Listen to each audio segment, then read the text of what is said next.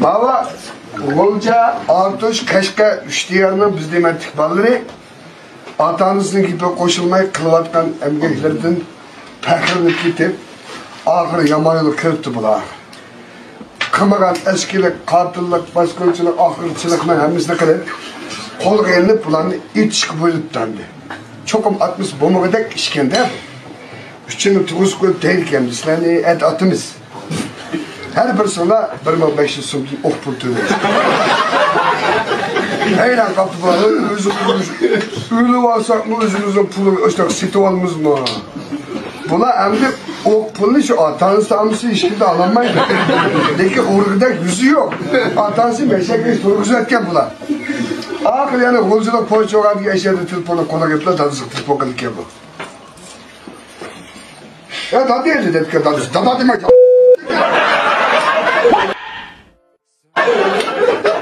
Ya mandak yap, dede.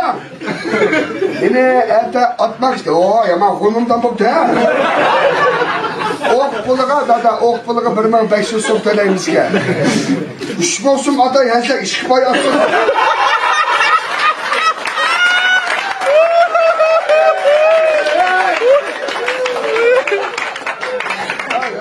Ya kırpayı dönmeyse sen. Pırtalak bir işte ben bana ya.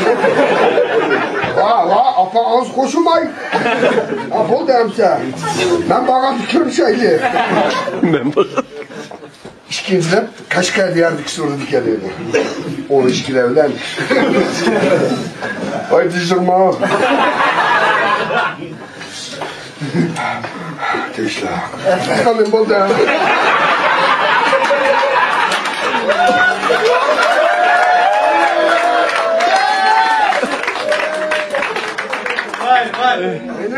Et atmak işte.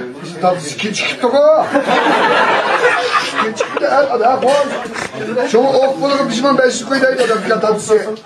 30 man aday yazsak sen bırak gitmesin.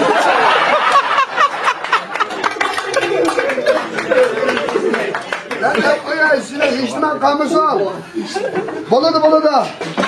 Belen baba. O şahıtçı. Koş. Yap koyutup. Nurşin yap. Aç onu dikereyim. Ve dadamız ye. Ben şu anım boldu. Ben de bir gep parçam evde.